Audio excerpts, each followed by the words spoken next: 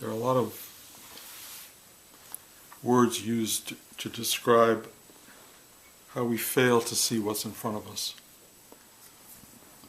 The image of through a glass darkly, the idea of veils, and the word I was looking for before was filters. We all misperceive life because we don't see it clearly. And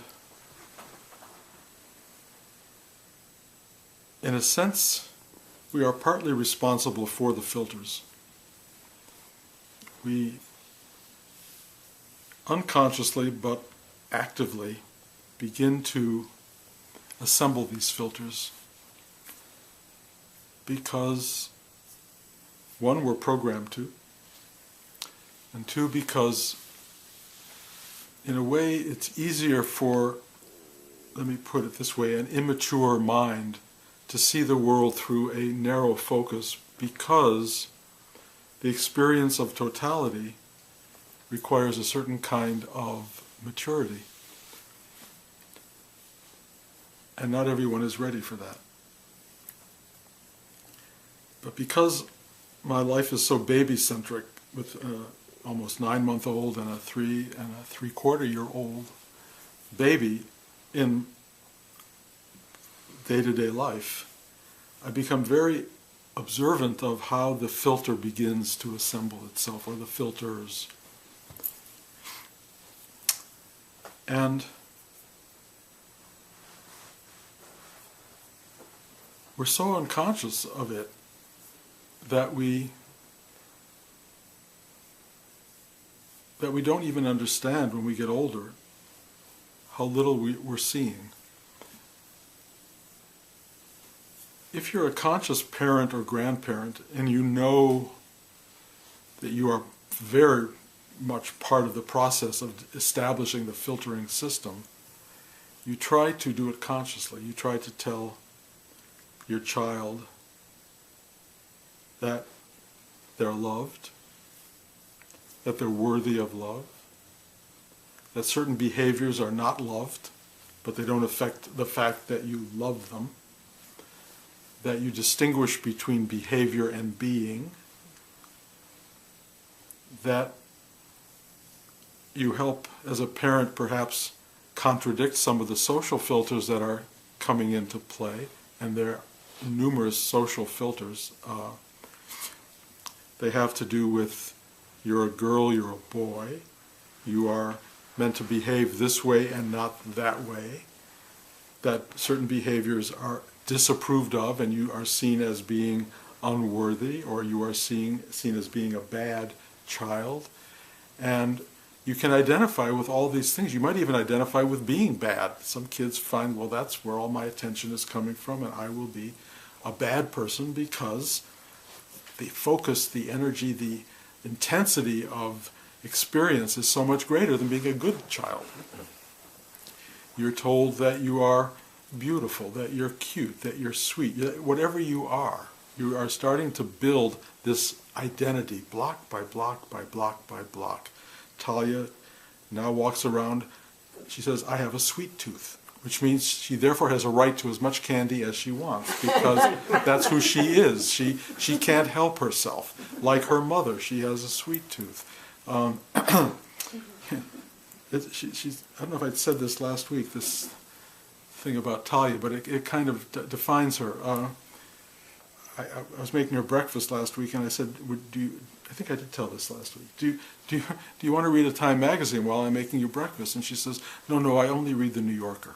And that's so much who she is already. She has a sense of self, and she's picking and choosing and building this person.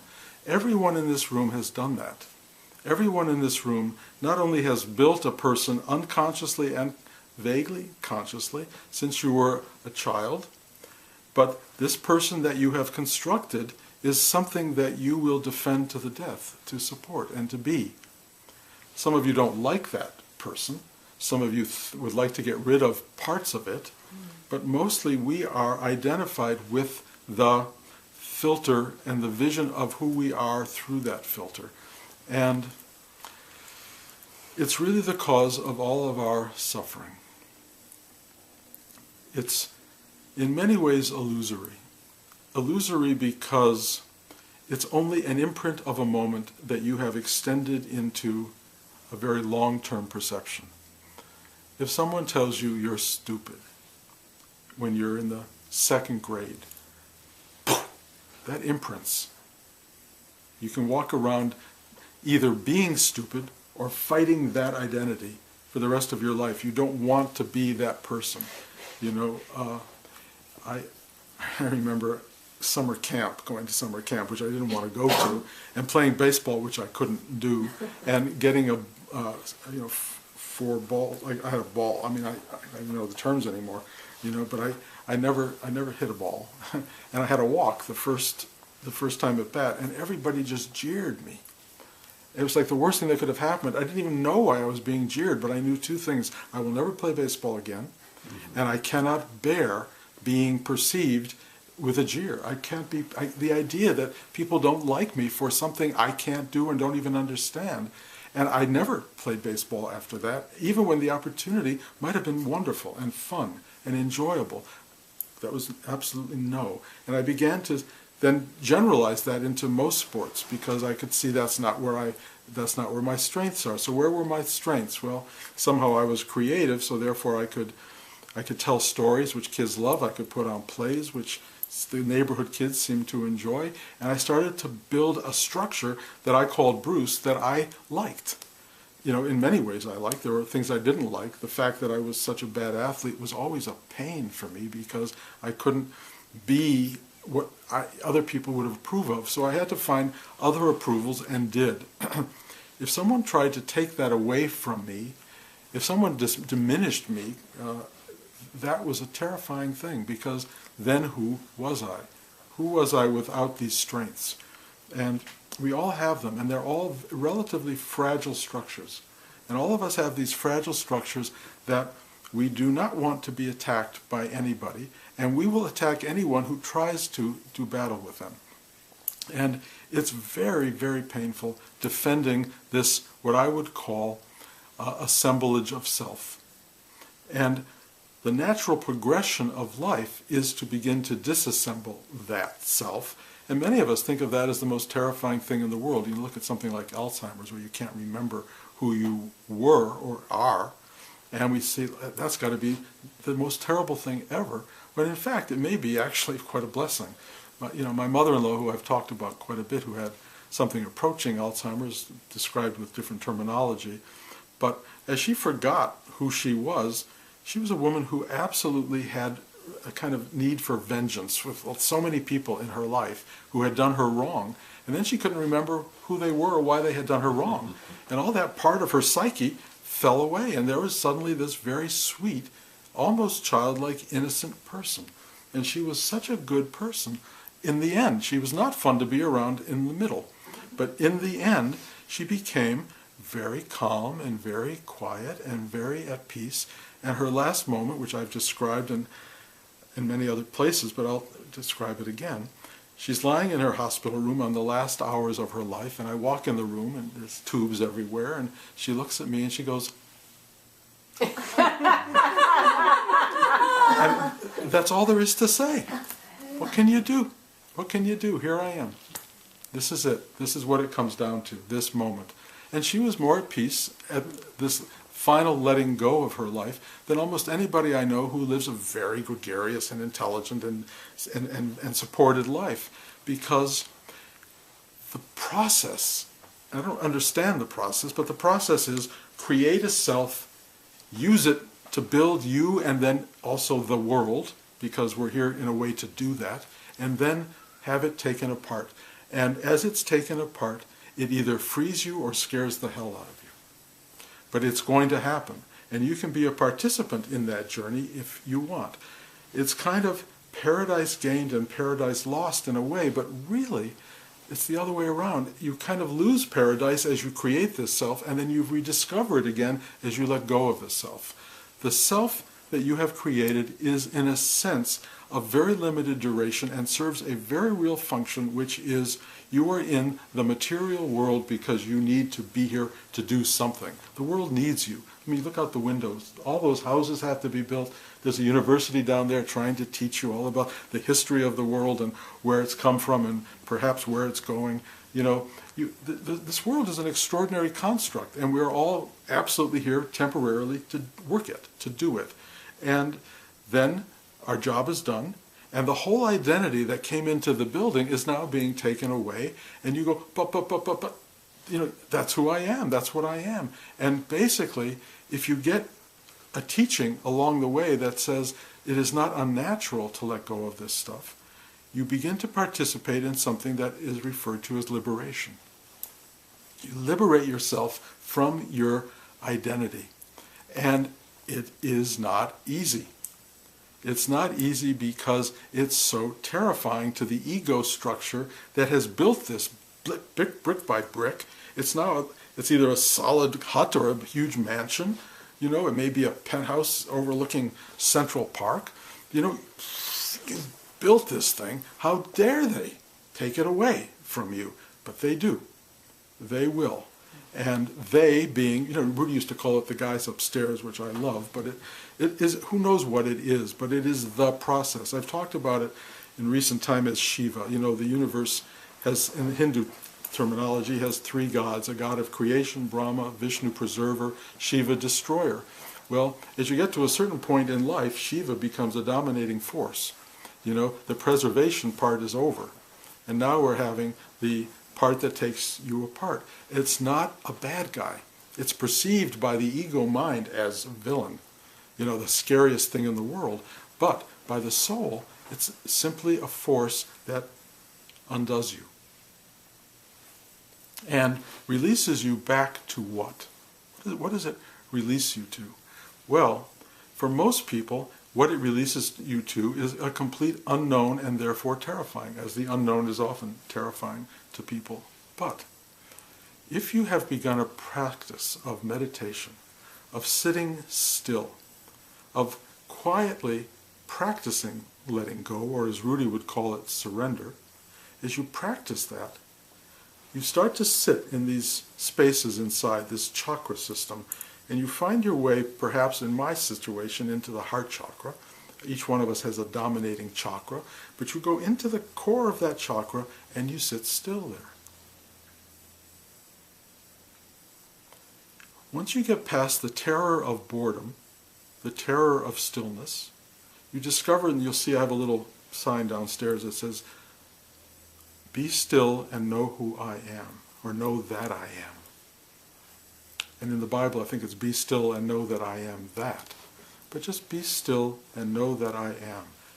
If you can find that practice in yourself, you start to go inside, and the part of you that is struggling to be something or someone quiets down for a period of time. And you just sit there and you go. You actually start to feel pretty great. It's surprising how good you feel without you there. The you that you let go of when you go into sleep at night. You know that feeling when you go, ah, it's all gone. And you go into this space.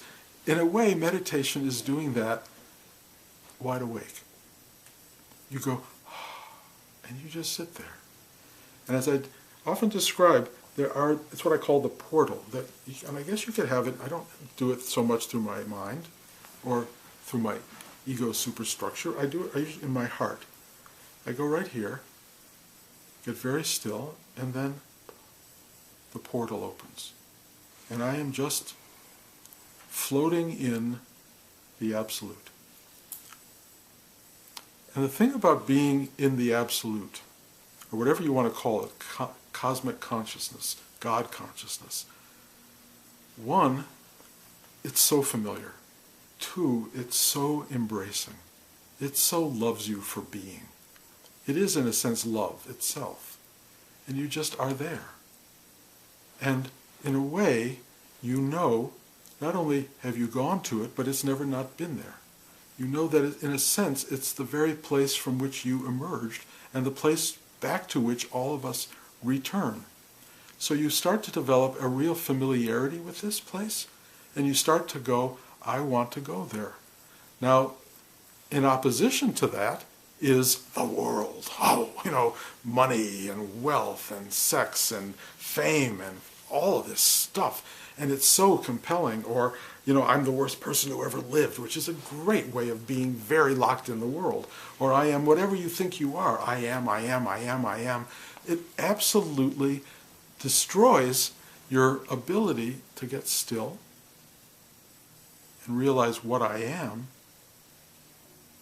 is nothing.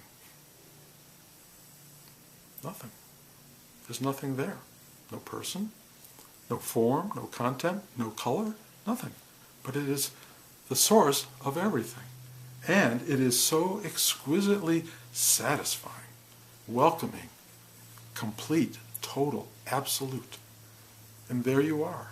So, in this journey back to that, you have a heads up. Because you're not going to be suddenly shocked by it at the very end of your life.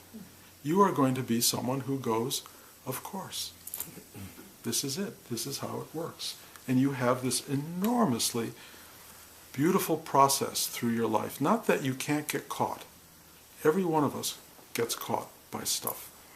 It's hard to get all those filters to go away. You're going to have some primary filters, often formed like when you were 4 years old, 5 years old. I got locked in a shed in the backyard of a house when I was 4 or 3. And my mother couldn't hear me calling. I couldn't reach the handle. And I developed a fear of, I guess, claustrophobia. I was stuck and I couldn't get out. As much as my mind knows that and tells me that it's nothing to worry about, put me in a claustrophobic space and all this 4-year-old fear just comes surging up. And I can stare it in the face, and I do now, but it's absolutely there. It's resonated now for all of these years. It has power. And what I have to do, and what Buddha did sitting under the Bo tree, is like, okay. And you go to this place where you are freed of it, but you also realize it's fun to watch. The little mind going, you're still there, you're still stuck, you're still in that place, you're not getting out of here. Even when you come out of this beautiful space, you're still going to be caught in the elevator or wherever you think you might be. I don't know if any of you guys have that, but I don't like elevators that get stuck. And so there is this thing that I have to work through. And the scary part is, unfortunately, whatever the worst version of all this is finally going to get you. Probably one version of it. Somehow or another, there is a biological inevitability to your not breathing, for example, or going through something that's very painful. None of us are going to avoid that. None of us. All of this preparation is like Lamaze class, You practice and practice to have a child, and you've got all these things, you've got it all worked out, and then you're actually lying in the bed delivering a child, and all of it goes out the window. It's like, oh my God, this really hurts, But at the same time, it brings you a certain kind of consciousness, a certain awareness of process, so that when it's taking place, you can actually, in a sense, say quietly yes to this thing, to this final inevitability. We're all heading down that road. There's somewhere along the way, something tells you, if this thing is inevitable, why am I not paying attention to it? If this is the one ultimate truth, why am I looking at everything else but that? It's a journey we're all on, and we're not paying attention. And I'm not saying all of you, but there's a lot of religious indoctrination that tells you paying attention to this is urgent. And my experience with many people is there's no sense of urgency at all. They're too busy. I got to get this report to the office. I got to finish this. I got to call the bank. It's like the list of things keeps you so engaged that you don't have time to think about inevitabilities. And so you don't. And so religion, Sunday mornings or wherever, once Saturday mornings, they pull you back into, hey, this is a short ride, something's going to end it, and you're not ready. And then they scare you to death with, the hell thing, or they try to scare you with that you might miss out on heaven. And that starts to become something you just absolutely don't want to know about. It's just like, give me a break. I'll get there when I get there. And of course, you will get there. And, again, I keep repeating stories, but my grandfather was 103 and had finally arrived at a kind of peace in his life. His secret of life, he told me, is prunes. And so I will share that with you. Prunes, keep you regular. And that was probably the greatest source of the greatest wisdom that he had to impart. And the day of his death, he's having heart failure. They rush him to the hospital. They said they could do extraordinary means to save him. He said, no, I'm fine. I'm at peace. And then 10 minutes later, he suddenly realized he was going to die. And he went, save me, save me. He was so desperate for anything. And they said, Mr. Rubin, it's too late. There's nothing we can do. And he was horrified because he really wasn't at any point ready for what was coming. And neither are most of us. But this idea of sitting, this idea of opening to the eternal, this idea of finding your way into presence, offers enormous advantage in terms of just day-to-day life. Because when you are aware of this presiding force within you, it has a kind of guiding principle. I call it, it's a little bit like the rudder in the water. A lot of people are rudderless. They're just going through life, just wherever the waves take them. But this gives you, you just have this instinctive way of going where you're supposed to be going. It also gives you a sense of the infinite in the finite, so that you're always aware that the finite is composed of something so much greater. And that simple awareness and your ability to access that puts this in perspective. And to live with this in perspective gives you a sense of being part of the whole rather than being separate from everything, being a separate floundering little fish in a very big sea. You're not that. You are one with the ocean itself. You are, the drop of water in the ocean, and there's no way to separate you from that oceanic being. And you are the thing you're searching for. And the incredible thing that happens in spiritual awakening is the entire filter system, the whole filtering, just goes, wow. It's kind of like being in the ophthalmologist's office, and you're looking at the eye chart, and they're putting all these filters, things in, number 1 or number 2, which is clearer, which is clearer. It's like that whole thing just goes away and everything is clear. It's like, oh, it's clear. And then you just live in a kind of clarity. You live without all that stuff going on. And it's a shock to the system when that falls away, because you're not prepared for that. As I've said 1,000 times already, the ego wants awakening, and the ego wants enlightenment to make itself even a bigger presence than it already is. And so we're seeking it for our own self-aggrandizement. We want to be a spiritual being. We want to be a teacher, or whatever it is you want to be, capable, famous, renowned for your wisdom, whatever that is. And that very urge gets in the way of the experience of letting all of that go. And when it goes, the very thing you were searching for is there, except the seeker. The seeker is gone. Not that you know all there is to know, but you know that you know. That there's knowing. Knowing is happening. It's all verbs. And it's an extraordinary place to arrive at. Now, having said that and made it perhaps even desirable, I don't know if it is desirable for you, but it's worth arriving at. It can't be given.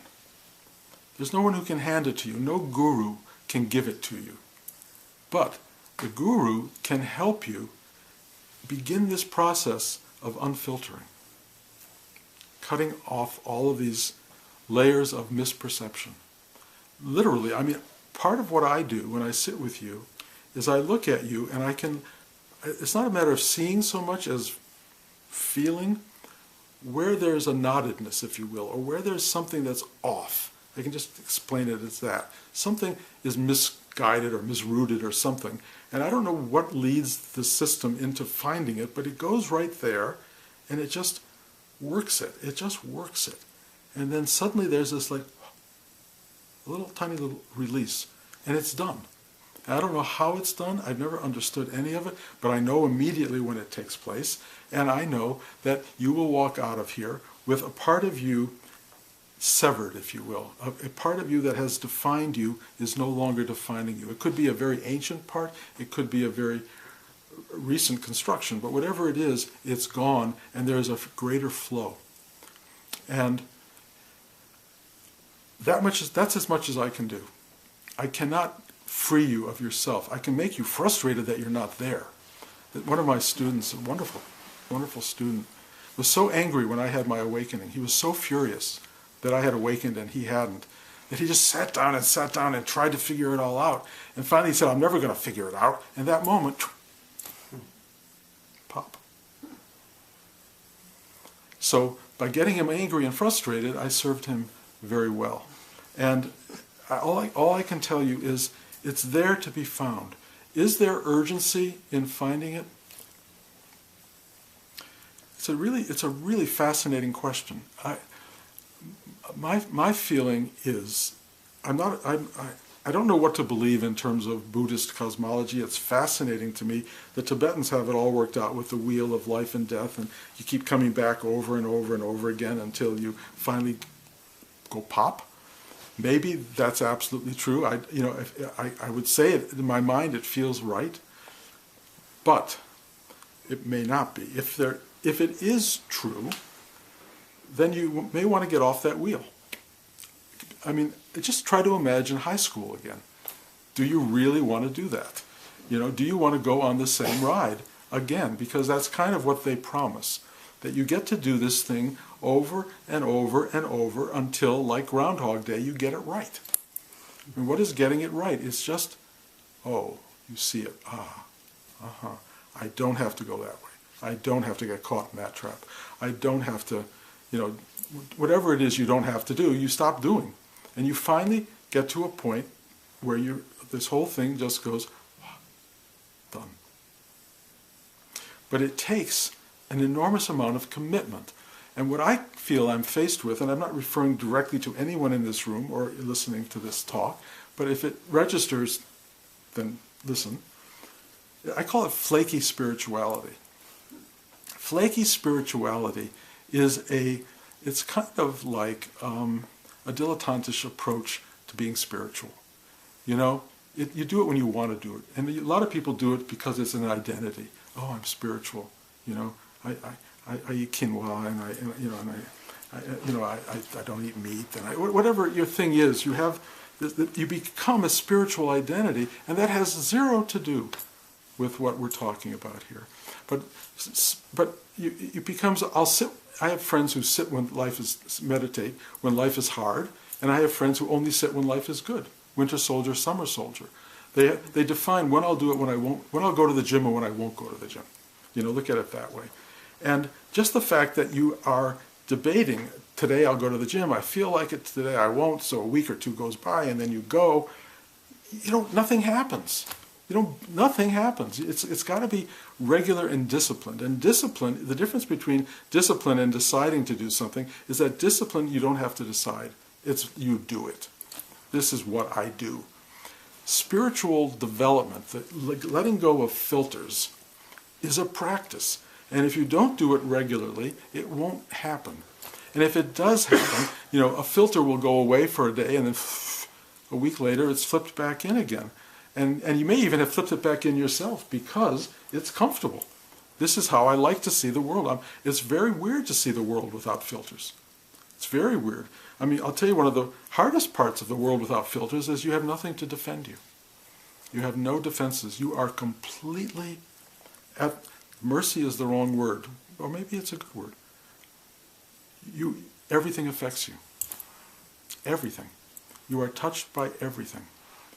You're not, in a personal sense, fighting it. You're just going, ah. There is really, more than anything, an awareness of suffering, deep suffering. And it's unbelievably sorrowful. And you walk around in a kind of state of sadness you cannot totally get rid of. On the other hand, you also experience layers of the joy of being that are indescribable. And often at the same time. Because you can't imagine that this beauty could be harmed, but it can. Everything that you love can be lost. Living in that yin-yang mix, on that razor's edge of awareness, is where you end up. You are in touch with totality. You are totality. That's really who we all are. That's all there is. But by filtering it, you're protected in some way.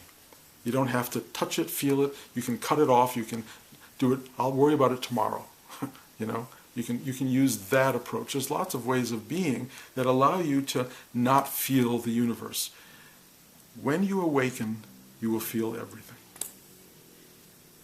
And you will be aware that there's more yet to feel. I mean, there's only so much a body can endure. But you become one with everything. And or let's put it this way, you realize you have always been one with everything. And that the loss of filter is the loss of the illusion that you're separate from anything. You're not and never have been.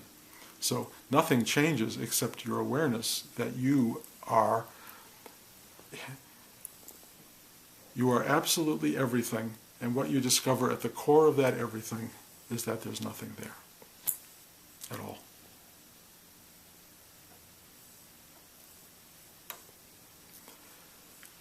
If you can handle that, and you can reach for it, and you can tell whatever you want to call it, God, the universe, the guys upstairs, that you're available to this awareness, and they listen and trust you, and if they will, it will at some point trust what you're saying.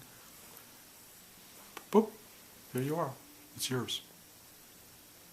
If you are flaky about it, or kind of you want it today but not tomorrow, believe me, they used to say somewhere, God is not mocked. You can't fool the universe. You can't say, I'm ready, and they look at you and go, yeah, right. You know, why would they pour their wisdom into somebody who's all holes and leaks, where it just comes in and goes out? Nobody would do that. You know, they want you to be ready. And one of the great things about Rudy and his teaching was this idea of your life has to work. You have to have solidity. You have to have functionality. You have to be a person. You have to be part of this capacity to hold and do and serve, and then it supports that. If you are not that, it doesn't. It's that simple. Why would it? But each one of you, if you're sitting in this room here now, hearing this, are ready. You're completely ready. You wouldn't be here otherwise. Trust me, this is a very, very rarefied gathering. It doesn't happen all the time. And it's kind of up to you. How much do you want? How much do you want to give to it? And how much are you ready to serve it? And serving it doesn't mean containing it. It just means getting out of the way and letting it work. You know, you're not required to do anything but let go. And it will function. It will function, but it will also make huge demands on you. You know, I mean, it will make. I mean, you're meant to function, which means every human being that comes into your quadrant or into your focus, they're there for a reason. And what is that reason? To be acknowledged, if you will, to be seen, to be witnessed by you. That's all.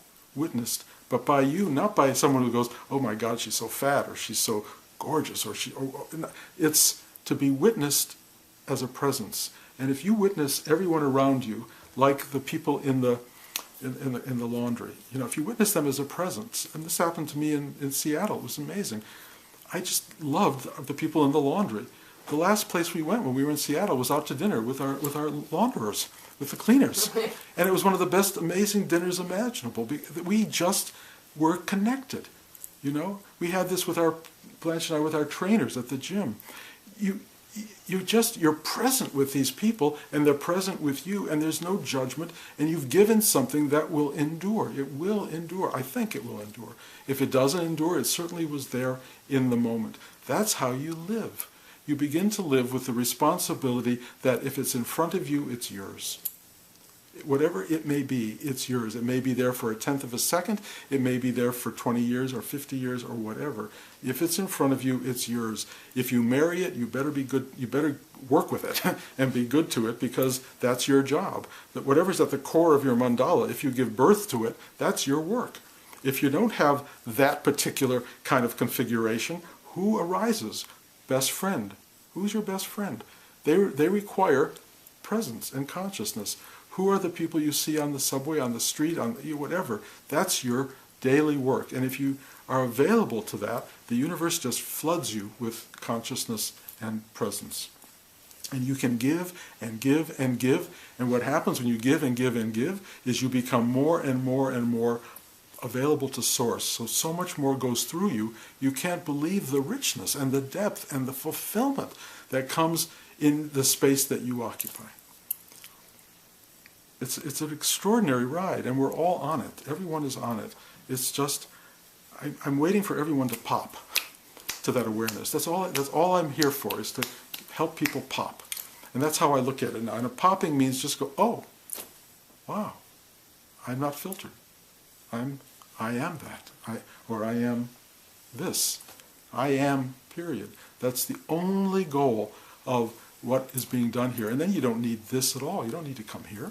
I don't even know if you need to come here now. But the reality is, sitting in a group, a sangha like this, is an opportunity to remember that there's something that can be done here if you want it to be done.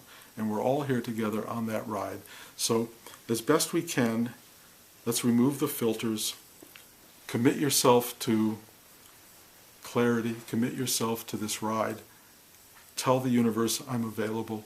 I'm willing to do whatever thy will be done. Make that statement, live it, prove it, and they will take you seriously. They're looking for you. Trust me, the universe is looking for you. It needs you. It needs you more than you can possibly imagine. And there aren't a lot of people stepping up. It's you. It's up to you. Who else is there? How many people are sitting here listening to this right now and hearing these words and knowing, yes, you can do this. And you can. I know you can. So whatever it is, even if it doesn't pop like that, live as though it did. Because it's not hard. Just live consciously. Sit in that space for however many minutes a day. Feel that. Let it filter through you. It will do that. It'll give you this sense of presence that can go on for 5 minutes, an hour, a week, a month, or 2. I had it for 6 months before I popped. And it's just there. And then it goes away and you think you've done something wrong. You've done nothing wrong. It comes and goes. That's what it does. It comes and it goes. Even once you've awakened. It's there when it wants to be there and not there when it doesn't want to be there. And you don't fret. You just go, okay, today's a hard day. That's the way it's not a personal thing. It's not punishing. It's not your problem when there's a thunderstorm. It's not about you. There's a thunderstorm, and it comes. That's how it works. Life is like that. We're all in this on a ride. We're all on this amazing journey, but we're all not seeing what that journey is. Hopefully, this talk or someone else's talk or some book you'll read or something will let you go, I get it. I get it. Then you commit to the ride, and then the universe commits to you, and then pop. There you are, to do the work. And there's no work that you have to do. It does it, really. It's not you that's doing it. It just happens. It just happens. And in the most mundane lifestyles. You can be working at the butcher shop, or you can be working behind the counter of something and serving the world dramatically. Truly, dramatically. It's not about a high-powered anything. In fact, the high-powered guys are the last people who are going to hear this, probably, because they're the most threatened. They might lose everything. And when you have a lot, that's scary. I will tell you, however, having a lot and then walking away from it is a great muscle system. That's a great achievement. You don't see it a lot. A lot of the people who are willing to walk away from everything, don't have a pot to piss in. And so it's easy to do that, easier. But the joyful thing is whatever you have is only temporary. Enjoy it while you got it. Open to the truth of your own being. Be available. Let thy will be done. And enjoy this life and serve. There's no end point to this talk, so I'm just gonna stop it. Are there any questions? I mean, does this provoke questions? I don't know if it's a kind of thing where you go, but. I mean, a lot of people have buts usually. I get it, but I have this problem, I have that, my mother-in-law, my this. It goes on, and there's all these. Everyone has reasons why they can't do this. Everybody, and none of them are real. They're part of your filter, but just see what we're talking about here. It's not hard. Just let it go. Let it go. Let it go. Let it go. That's the practice. That's the real practice. Surrender. Okay, Jenny?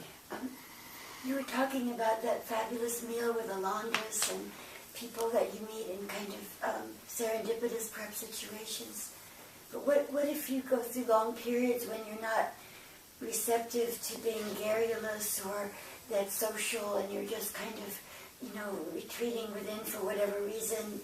Are you cheating yourself of a whole lot because maybe you want to go into yourself so you can produce a creative project or something? I mean, the filter of thinking there's right and wrong in this is its own problem. It just is what it is. Okay. Why judge it? Yeah. I mean, I'm not trying to make my path what your path should be, which is completely wrong. If everyone in this room now tries to have dinner with the people at the laundry, they're getting the wrong idea. The idea is what do you wake up to in the day? What is your truth? The problem is most of us don't know that. We don't see it clearly, and that's where we get in trouble. So all I prescribe is sit down quietly once a day or twice a day, whatever works for you, and get quiet and see what presents. And what presents will guide you. It really does. And if nothing shows up, well then, do nothing. Or just read the newspaper and go to work or whatever it is that you do until something tells you this way, that way. Or you start to hurt in some way or feel bad about something. That's a signal. And you can pay attention to that signal and see where it goes. Go right into it, in fact. Don't run from it, which is the instinctive thing to do. Go toward it. And when you go toward that thing, you will see, oh, this is why I hurt. This is what I'm not doing, what I'm avoiding, what's hard for me. And you start to do that thing and it changes your life, whatever it may be. But so many of us are thinking it's one way or another way, and it's just the way. You find the way. It's not the right or wrong way, just find the way. And again, look for this voice in you that goes like, it kind of goes like this. Is that available? It's a tiny, tiny little thing that just pushes you in a direction. And if you listen to that, it's an amazing thing because it will guide you. Most people go, no way. No, I'm not doing that. What are they talking about? And they just, it's like, no, there's not a chance in hell I'm going to do that. Well, okay. And it just says to the universe, not yet. Not ready. So many steps we avoid in life because we're so terrified of the outcome.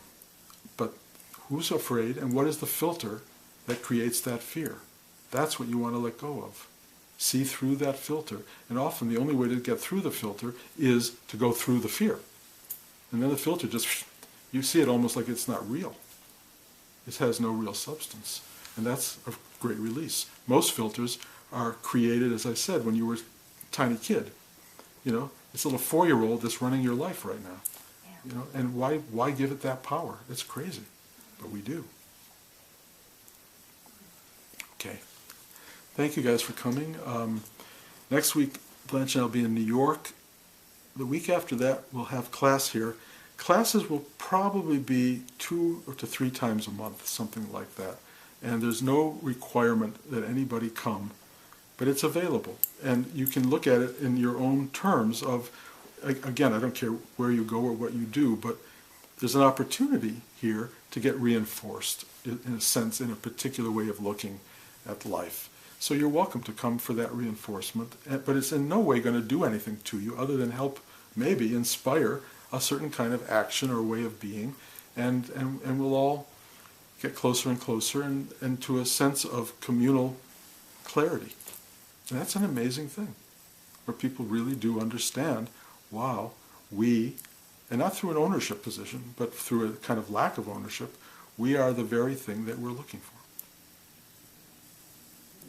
Okay, thank you.